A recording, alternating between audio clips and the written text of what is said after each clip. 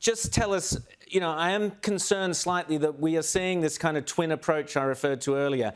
There's this kind of cultural vandalism going on, which we're distracted by things like The Voice, transgender issues. All these sorts of things are incredibly important.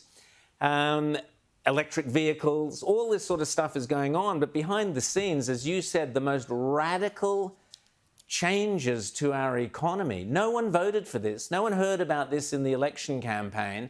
And this stuff is permanent. Once today Shell have said, right, we're pulling out of this or that gigantic project. Once they're gone, they're gone. You don't get them back.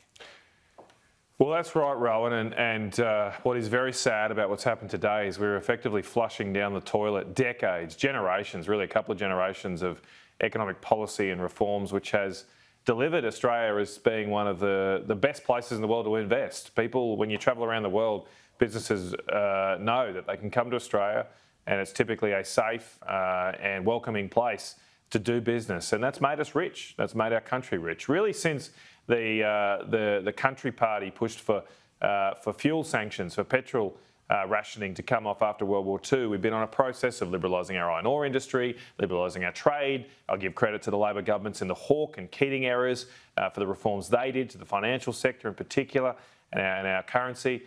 All of those things freed our country up and made us one of the richest countries in the world. Well, tonight and today, it doesn't, it takes decades to build a rich country.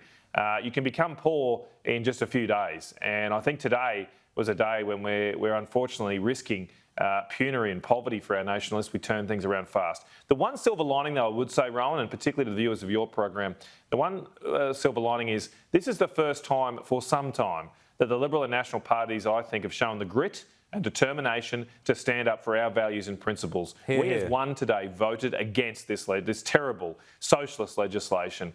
And yes, the Labor Party tried to wedge us. They put in this bill $1.5 billion of sweeteners for pensioners and other Australians, saying, hey, if the Liberals don't vote for this, the Nationals don't vote for this, you'll all be terrible and you'll be taking Christmas presents out of the hands of poor old pensioners.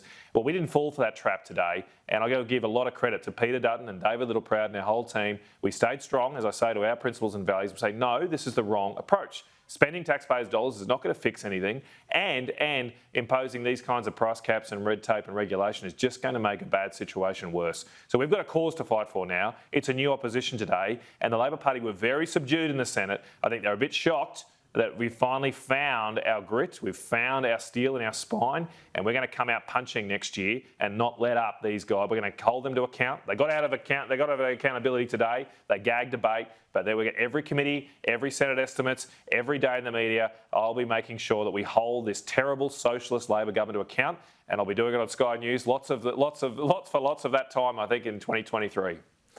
Matt Canavan, you're an absolute legend. That's fantastic news. Here, I'm so thrilled. The punch, the fight is back. The biffo is back. Let's let the coalition come back absolutely swinging into the new year because we need you guys. We need you guys to fight that fight. And as I said, Matt, you are my political leader of the year. But congratulations to David Littleproud and Peter Dutton as well for fighting today. Let's see lots more of it next year. Matt Canavan, have a fantastic Christmas. Thanks, mate. And love to your mum. Merry Christmas to you and your family too, mate. Thanks, Matt Canavan.